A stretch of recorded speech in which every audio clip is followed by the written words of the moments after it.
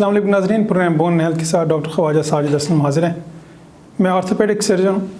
आज जो हम पब्लिक अवेयरनेस प्रोग्राम कर रहे हैं वो कर रहे हैं हैंड इन्फेक्शन। हाथ का इन्फेक्शन बाकी जिस्म के इन्फेक्शन से डिफरेंट होता है। अगर सिर्फ ऑर्थोपेडिक पॉइंट ऑफ व्यू से मैं बात करूँ कि अगर इन्फेक्शन बाजू में हो जाए, इन्फेक्शन टांग में हो जाए, वो मुख्तलिफ है इन्फेक्शन हाथ के इन्फेक्शन से। ये क्यों मुख्तलिफ है, इसीलिए हम ये पब्लिक अवेयरनेस प्रोग्राम कर रहे हैं। और मुख्तलिफ होने की वजह से अक्सर औकात ये लोग इसको इग्नोर करते हैं, या अक्सर औकात ये कोई पेशेंट हॉस्पिटल चला जाए तो उसको बड़ा इजी लिया जाता है। जो जूनियर डॉक्टर्स देखते हैं वो उसको बड़ा इजी लेते हैं, सीरियसली नहीं लेते हैं। तो फिर वो चंद दिन ही गुजरते हैं तो फिर वो एडवांस स्टेज में पहुंच जाता है, फिर जिसका इलाज थोड़ा सा मुश्किल हो जाता है।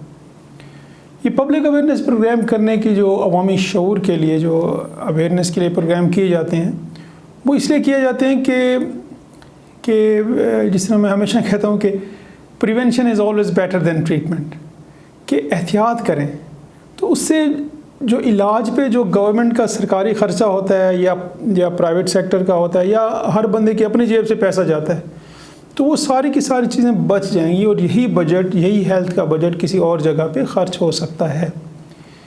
और अगर एहतियात नहीं करेंगे तो गवर्नमेंट के तो पैसा लगता ही है, लेकिन आवाम का अपनी जेब से भी पैसा लगता है उसके ऊपर।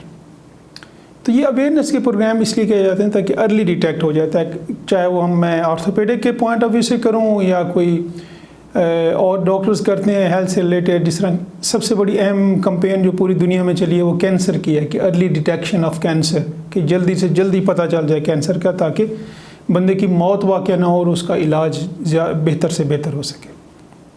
अपने टॉपिक पे वापस आते हैं। ये हैंड इन्फेक्शन मुख्तलिफ क्यों होता है बाकी जिस्म के इन्फेक्शन से, या बाकी वो इसलिए कि अल्लाह ताला ने कुदरत ने हाथ जो बनाया है ना वो बड़ा एक स्पेशलाइज्ड बनाया है। बाकी जिस्म के हिस्सों की निस्बत हाथ स्पेशलाइज्ड है।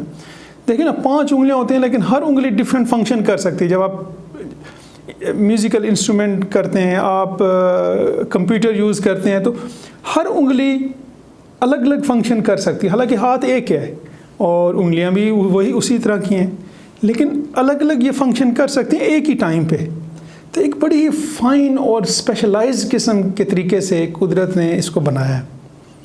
और जब हम मूव करते हैं उंगलियों को तो ये टेंडन हैं जो गोश्त बाजू से आ रहा होता है, वो छोटे छोटे टेंडन्स बनते हैं, वो फिर उंगलियों पे अटैच होते हैं और फिर उससे मूव करता है, ये फिंगर्स मूव करती हैं और फंक्शन करती हैं। हाथ में चूँकि मसल ज़्यादा नहीं होते हैं, अगर हम बैक साइड पे हाथ देखें तो वहाँ तो बिल्कुल ही मसल्स नहीं होते, स्किन होती है, फैट होती है, फिर टेंडन्स शुरू हो जाते हैं। पामर साइड पे थोड़े बहुत मसल्स होते हैं, लेकिन जिस तरह बाजू में थाई में मसल्स होते हैं उस तरह नहीं होते। तो इसलिए अगर इस पे चोट लगे तो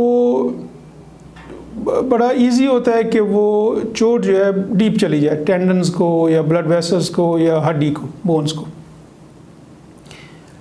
जब ज़ख़म बनता है, चाहे वो किसी भी वजह से हो, चाहे वो हमारे मुल्क में तो डॉग और कैट बाइट इतनी कॉमन नहीं है, यूरोप में वेस्ट में बहुत कॉमन है हाथ पे कैट बाइट या डॉग बाइट।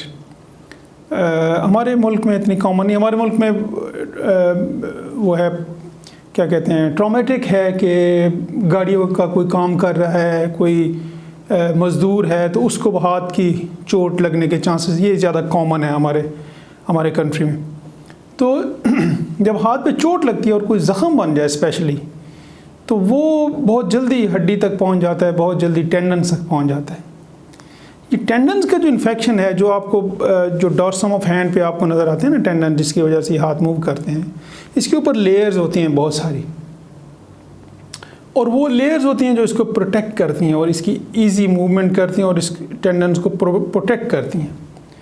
जब ये ज़ख़म या इन्फेक्शन या बैक्टीरिया वहाँ तक पहुँच जाता है तो बड़ी तेज़ी से वो फैलता है वहाँ से पूरे हाथ में, फिंगर्स तक। और सबसे अहम जो निशानी होती है ना, पहली निशानी, वो ये होती है कि आप हाथ को या उंगली को मूव नहीं कर सकते हैं। ये पहली निशानी होती है। क्योंकि ये इन्फेक्शन बड़ी तेज़ी से फैलता है हाथ में, तो इसलिए इसमें आपके पास टाइम नहीं होता कि चलें कल देखेंगे या 1 हफ़्ते के बाद देखेंगे या अभी मालिश कर लें, अभी क्रीम लगा लें, तो वो आपके पास टाइम नहीं होता। बाकी जगहों में चूँकि मसल हड्डी के इर्द गिर्द बहुत ज़्यादा हैं तो उसमें टाइम होता है कि हफ्ते बाद ही 5 दिन बाद वो इन्फेक्शन डीप जाएगा। तो इसलिए ये स्पेशल है हाथ में। तो जो ही कोई इंजरी हो, कोई चोट हो या हाथ का प्रॉब्लम हो, और आपको पहले जैसे मैंने बताया निशानी है कि आप उंगली मूव नहीं कर सकेंगे, मूव करेंगे तो पेन होगा, तो उस वक्त आपने फ़ौरन के फ़ौरन हॉस्पिटल जाना है या ये ऑर्थोपेडिक सर्जन को दिखाना होता है हाथ, तो ऑर्थोपेडिक सर्जन को दिखाएं और इसको बिल्कुल इग्नोर मत करें। जैसे मैंने कहा ना, बड़ी तेज़ी से ये इन्फेक्शन फैलता है हाथ का, और अगर आप 1-2 दिन से लेट करें तो फिर ज़्यादा चांसेस होते हैं कि इसका ऑपरेशन करना पड़ता है, और 3-4-5 दिन और गुजर जाएँ, 3-4 दिन, तो फिर वो इन्फेक्शन पीप बन जाती है, पस बन जाती है, फिर उसका तो डेफिनेटली ऑपरेशन ही करना पड़ता है। फिर जब ऑपरेशन होता है हाथ का तो फिर उसके फंक्शन कंप्रोमाइज़ हो जाते हैं, आपकी मूवमेंट जो स्किल्स होती हैं आपके हाथ की, चाहे वो आप म्यूज़िकल इंस्ट्रूमेंट प्ले करते हैं या आप उस हाथ से कोई भी हुनर करते हैं, तो वो फंक्शन कंप्रोमाइज़ हो जाते हैं, वो अफेक्ट होते हैं। तो इसको इग्नोर कभी मत करें।